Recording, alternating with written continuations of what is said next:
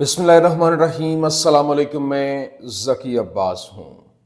नाज़रीन, आज 5 मार्च है, बुध का दिन है और पूरी दुनिया का मंजरनामा बहुत तेजी के साथ तब्दील हो रहा है। जिस तरीके से 2 दिन पहले मैंने आपको खबर दी थी, मैंने आपको बताया था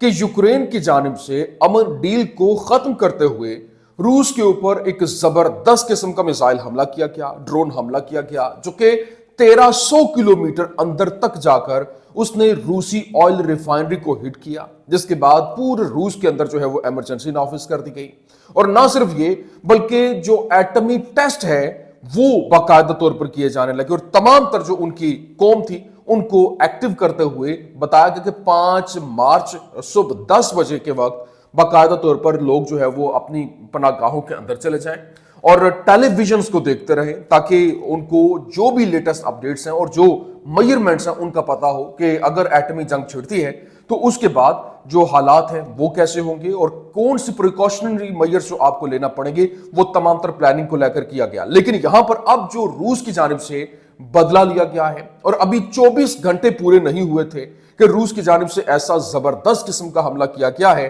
कि वहां पर जो रूस का जो मिसाइल है, सिकंदर मिसाइल, इनका हाइपरसोनिक मिसाइल है, जिस तरह से ओराशनिक मिसाइल है, ये ऐसे मिसाइल हैं कि जो पलक झपकने से पहले बाकायदा तौर पर अपने टारगेट को हिट कर देते हैं। और ये जो उड़ीसा का मकाम है, वहां पर जो इनकी मिलिट्री फोर्स थी, पूरे का पूरा फौजी अड्डा जो था, उसी को उड़ा के रख दिया गया है, जिसमें इनके 180 फौजी जो हैं वो हलाक हुए हैं और 30 जो इनके ट्रेनर्स थे वो भी मारे गए हैं, जो कि मुख्तलिफ ममालिक से वहां पर ट्रेनिंग के लिए पहुंचे हुए थे। और यूं कह लें कि इनका जो एक पूरे का पूरा जो इंफ्रास्ट्रक्चर था वो तबाह हुआ। ना सिर्फ ये, बल्कि उड़ीसा के अंदर मुकम्मल तौर पर इनकी बिजली जो है वो चली गई है, क्योंकि इन्होंने पावर स्टेशन को भी वहां पर हिट किया है। तो ये किस तरह से हमला किया गया, अभी तो ये आगाज है, जो कि अभी अमेरिका जो है वो यहां से अपने जो कह लें कि अपने हाथ जो है वो उठा चुके हैं इनके सर से। और फिर जो यूरोप है, यूरोप के अंदर भी बगावत जो है वो हो चुकी है और जो इटली है उसने अपनी फौजें यूक्रेन में भेजने से इनकार कर दिया है। ये क्या मामला, ये आपके सामने रखना है। और दूसरी जानिब बड़ी अनहोनी जो है वो हो गई है। क्यों? क्योंकि इस वक्त जो शाम के ऊपर जिस तरह से इसराइल की जानिब से पेशकदमी की गई और बाकायदा तौर पर जो जारामाना का इलाका है, जहां पर रूस और जो शामी रेजिस्टेंस है वो आमने सामने लड़ाई वहां पर चल रही है, और इन्होंने गुज़श्ता रोज वहां पर जो कह लें कि ये जो स्वेदा का इलाके के ऊपर इसराइली झंडा भी लहराया था, वहां पर अब क्योंकि मामला जो है वो बहुत गड़बड़ है, जबकि शाम की जानिब से जवाबी वार जो किया जा रहा है और इसराइल पर हमले के हवाले से खबरें जो है वो गर्दिश कर रही हैं, जिसके बाद बड़ी अनहोनी ये है कि ईरान की जानिब से जो शाम की हुकूमत है उसको भरपूर तरीके से सपोर्ट देने का ऐलान किया गया है। और अभी क्योंकि शाम और ईरान के आपस में जिस तरह से मामलात हैं और यूं कह लें कि वो आमने सामने खड़े होते दिखाई देते हैं और वो बाकायदा तौर पर इनके अंदर ठनी हुई है, लेकिन इसके बावजूद ये फैसला कैसे हुआ और किस तरीके से ये यहाँ पर इकट्ठे होने का जो ऑफर आया, ये किसकी जानिब से किया गया और इतना बड़ा ऐलान इसने पूरी उम्मत मुसलमा के अंदर और आलमी दुनिया के अंदर भी एक तहलका मचा के रख दिया है। फिर दूसरी जानिब जो इजरायली मीटिंग हुई है और इस हवाले से 10 रोज के अंदर दोबारा से जंग शुरू करने का फैसला जो है वो सामने आ रहा है। और फिर अरब लीडर जो है उनकी जो मीटिंग थी उसके बाद बाकायदा तौर पर एंडोर्समेंट प्लान जो है और गजा प्लान, गजा की रीबिल्डिंग को लेकर प्लान जो है उसके ऊपर इत्तेफाक किया गया, जिसको इजराइल की जानिब से मुस्तरद कर दिया गया। लेकिन यहाँ पर बाकायदा तौर पर जो हमास है वो बाकायदा इस जंग के लिए दोबारा से तैयारी करी और अपने फोर्सेस और मुख्तलिफ मकामात के ऊपर अपने जो जंगजू हैं उनको तैनात किया जा रहा है, क्योंकि एक दोबारा से बहुत बड़ी जंग जो है वो छिड़ने का खतरा जो है वो यहाँ पर पैदा हो चुका है। ये क्या मामला है, तमाम तो डिटेल्स वन बाय वन आपके सामने रखते हैं। अच्छा नाज़रीन, सबसे पहले मैं आपको बता दूं, देखें इस वक्त जिस तरह से जो रूस है और यूक्रेन है उनके दरमियान जो जंग पिछले 3 साल से जारी है और अभी ट्रम्प की जानिब से ये फैसला किया गया कि ये जंग खत्म होनी चाहिए और जंग को खत्म करने के लिए उसने रूस को भी ऑन बोर्ड ले लिया। लेकिन जो यूक्रेन है वो मानने के लिए तैयार नहीं था और बल्कि 2-4 दिन पहले की बात है जिस तरह से आपने देखा कि यूक्रेनी सदर की तजलील हुई और व्हाइट हाउस से उसको निकाला गया और फिर यूरोप के अंदर भी एक तसब्सुब और यूरोप और अमेरिका आमने सामने खड़े हो गए। लेकिन जो ही वो यहाँ से गया, उसने जाते ही सबसे पहला जो काम किया उसने वहाँ पर जाकर हमला किया जो कि रूस के ऊपर, और रूसी ऑयल रिफाइनरी जो है उसको टारगेट पे लिया गया। और of course oil refinery 1300 kilometre तक अंदर जाकर उसने वार किया, और वहां पर एक जबरदस्त किस्म के आग के शोले जो है वो उठ रहे थे, और जहां पर यूं कह लें कि वहां एक स्टेट ऑफ इमरजेंसी जो है वो नाफिज कर दी गई। लेकिन उसके 24 घंटे अभी गुजरे नहीं थे, रूस ने पहले ही ऐलान कर दिया था, पुतिन की जानिब से ऐलान कर दिया गया था इसके जवाब देने का, और उन्होंने 24 घंटे पूरे नहीं हुए थे कि उन्होंने हमला किया, और हमला ऐसा था जिसने यूक्रेन को हिला कर रख दिया है। और इनके फौजी अड्डे को निशाना बनाया गया, जिसमें 150 फौजी और जो 30 ट्रेनर इनके मौजूद थे, टोटल 180 लोग जो है वो मारे गए। और न सिर्फ ये बल्कि इनका जो उड़ीसा का शहर है वो मुकम्मल तौर पर जो वहां पर ब्लैकआउट हो गया। क्यों? क्योंकि बिजली के जो पावर स्टेशंस हैं उनको भी इन्होंने हिट किया, और ये सिकंदर मिसाइल जो कि इनका हाइपरसोनिक मिसाइल है उसका इस्तेमाल करते हुए ये जबरदस्त किस्म की कार्रवाई इन्होंने अमल में लाई है, जिसने पूरे के पूरे यूक्रेन को हिला कर रख दिया। और फिर जो इटली है, इटली की जानिब से भी एक बड़ा सरप्राइज दिया गया, और इटली ने बाकायदा तौर पर बगावत का ऐलान कर दिया, आलमी बगावत बुलंद करते हुए उसने इस जंग का हिस्सा बनने से और अपनी फौजें यूक्रेन में भेजने से इनकार कर दिया। और फिर इस वक्त, क्योंकि जो इस वक्त कह लें कि अमेरिका और यूके जो है वहाँ उनके अंदर भी एक ठनी हुई है, और वो यूएस को ये लग रहा है कि यूके की जानिब से हमें धोखा दिया गया है, और ये जो रेयर मिनरल्स का जो मामला है इसके ऊपर जो उन्होंने हमारे साथ यूक्रेन ने डील नहीं की, उनको ये लगता है कि ये खुफिया डील जो है वो यूके के साथ हो चुकी है। तो ये एक बहुत बड़े कैनवस के ऊपर चीज़ें तब्दील हो रही हैं। अब देखना यह है कि आगे जो नेक्स्ट डिसीजन है वो क्या होता है। लेकिन अब नेक्स्ट जो मेन स्टोरी है, एक और शाम के हवाले से और फिर इजराइल की जानिब से जो फैसला किया गया इस वक्त बाकायदा तौर पर दोबारा से जंग छेड़ने के हवाले से, इस हवाले से बाकायदा इजरायली चैनल 24 की जानिब से रिपोर्ट किया गया। i24 ने बताया, the security cabinet meets on Sunday over the possibility of resuming fighting. मतलब जो संडे है वहाँ पर एक मीटिंग जो है वो होने जा रही है, और जिसमें बाकायदा ये फैसला किया जाएगा कि जंग दोबारा से छेड़नी है या नहीं। लेकिन इसके अलावा चैनल 12 ने बताया कि estimate in Israel of the possibility of renewed fighting in Gaza with in 10 days unless there is progress in the negotiations. उन्होंने कहा कि 10 दिन के अंदर जंग जो है वो छिड़ सकती है। हाँ,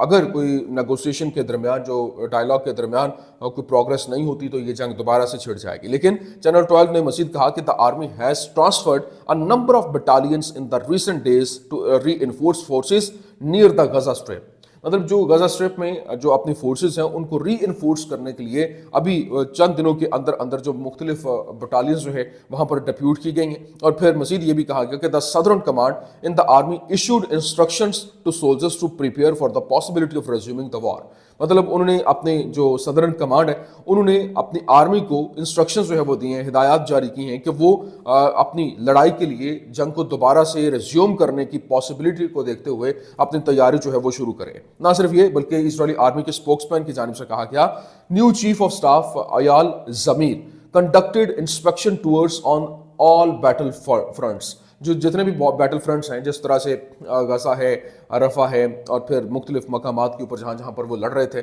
तमाम जो बैटल फ्रंट्स हैं उनमें लिबनान है, सीरिया है, और फिर जो यमन की तरफ से जो हैफा बंदरगाह है वहाँ से, उन्होंने कहा कि ये तमाम तरह उसने फ्रंट जो है उसका जायजा लिया, उसकी इंस्पेक्शन की है। और फिर IDF स्पोक्स पर्सन की जानिब से कहा गया कि new chief of staff Eyal Zamir discussed with army commanders offensive plans to continue fighting. मतलब एक ऑफेंसिव, एक हमला करने का प्लान जो है उनके साथ डिस्कस किया गया है, और जो अपने इनके अहम तरीन कमांडर्स, आर्मी कमांडर्स, उनके साथ लड़ाई को जारी रखने के लिए कौन कौन से प्लान होने चाहिए ये डिस्कस किया गया। और फिर ये भी बताया गया कि new chief of staff Eyal Zamir conducted operational assessments of situation in Jenin, Gaza and Lebanon. जो गजा, जैनिन और लिबनान है, ये तीन ऐसे स्पॉट्स हैं, तीन ऐसे मेजर फ्रंट्स हैं जहां पर उसने ऑपरेशनल असेसमेंट को कंडक्ट करने के हवाले से बाकायदा तौर पर सिचुएशन को देखते हुए ये फैसला किया। अब चैनल 12 की जानिब से जो फॉर्मर प्रिजनर्स हैं एली शराबी, वो जनाब वाला उसको अब यूटिलाइज किया जा रहा है, और उसने कहा कि we are ready to sacrifice ourselves for the salvation of all. मतलब जो इस मसले को हल करने के लिए, ये जो मसला फ़लस्तीन नहीं बल्कि इजराइल की एग्जिस्टेंस का मामला, उसने कहा कि हम इसके लिए अपनी कुर्बानियां देने के लिए तैयार हैं। मतलब ये है कि एक नया जो चूरन है, एक नई मेंटालिटी, एक नया मंजन जो है वो बेचा जा रहा है, और वो भी डोनाल्ड ट्रंप के हवाले से एक पूरी की पूरी माइंड मेकिंग کہ ہم جو ہے وہ اپنی جانیں دینے کے لیے تیار ہیں. چند قیدی ہیں, ان کو اگر سیکریفائس بھی کر دیا جائے تو کوئی مسئلہ نہیں ہے. ہاں یہ جو ہماری کاز ہے, اسرائیل کی ایگزسٹنس جو ہے وہ ضروری ہے, اور اسرائیل کا جو مین پرپس ہے اس جنگ کے اندر حماس کا خاتمہ وہ ضرور ہونا چاہیے. تو یہ ایک پوری کی پوری پلاننگ جو ہے اس کو ترتیب دیا گیا ہے. ابھی اسرائیلی آرمی ریڈیو کی جانب سے بتایا گیا کہ Netanyahu appears for the 15th time before the Tel Aviv district court to answer corruption charges. جو کرپشن چارجز اس کے اوپر ہیں اس کے حوالے سے وہ 15ویں بار آج تل ابیب میں ڈسٹرکٹ کورٹ کے اندر جو ہے وہ پیش ہوا ہے. ابھی باقاعدہ یہ تو ساری کا سارا وہاں کا سینیریو تھا, لیکن ابھی جو اس وقت حالات ہیں وہ بدل رہے ہیں. جس طرح سے گزشتہ رات کی ولاگ کے اندر میں نے آپ کو خبر دی تھی, میں نے آپ کو بتایا تھا کہ اس وقت شام کے اوپر جس طرح سے اسرائیل کی جانب سے ایک پوری کی پوری ایک نئی کہہ لے کہ جنگ چھیڑی گئی, یا نیا حملہ جو ہے وہ ہوا, اور انہوں نے وہاں پہ ماؤنٹ ہرمونڈ اور پھر اس کے ساتھ ساتھ آگے بڑھتے ہوئے کنیترا اور دیگر 3 جو بڑے بڑے گورنریٹس ہیں ان کے اوپر بھی اپنا تسلط جمایا, اور پھر وہ جو جارمانہ کا علاقہ ہے جہاں پر دروز کمیونٹی ہے, انہوں نے پورے کا پورا ایک میپ جاری کیا تھا کہ یہاں سے وہ وہاں تک پہنچیں گے اور ان کی مدد کے لیے. یہ ایک بہانہ تھا بیسیکلی مدد کا, وہاں پہ اپنی ایکسپینشن ہے, کیونکہ انہوں نے پہلے بھی جو نیا جو دمشق کا جنوبی علاقہ ہے وہاں پر انہوں نے کہا تھا کہ یہ غیر فوجی علاقہ ہونا چاہیے, اور پھر اسرائیلی وزیر کی جانب سے بھی کہا گیا کہ وہ ان کے ساتھ دوستی چاہتے ہیں. لیکن اگر کوئی دوستی, یہ بہت پرانا ان کا بیان ہے جب یہ حکومت ابھی بنی تھی, لیکن اب اندازہ ان کو ہو گیا ہوگا کہ یہ یہود و نصارہ جو ہے وہ کسی کے دوست نہیں ہو سکتے, اور اگر آپ کے ساتھ دوستی وہ چاہتے تو یقینی طور پر وہ ایکسپینشن نہ کرتے, وہ آپ کے کنسٹرکشن کو تباہ نہ کرتے. وہ وہاں پہ جو ان کا اسلحہ ہے جو ان کے ہاتھ لگا تھا جب اسد کی حکومت گرائی گئی تھی, تو اس وقت ان کے ہاتھ تو ایک بہت بڑی تعداد میں اسلحہ کی کھیپ بھی تھی, انہوں نے اس کو تباہ کر دیا. لیکن اب باقاعدہ طور پر جو آگے سے ریزسٹنس کی جانب سے آگے جوابی حملے جو ہے وہ شروع ہو گئے, اور اس حوالے سے باقاعدہ طور پر کیونکہ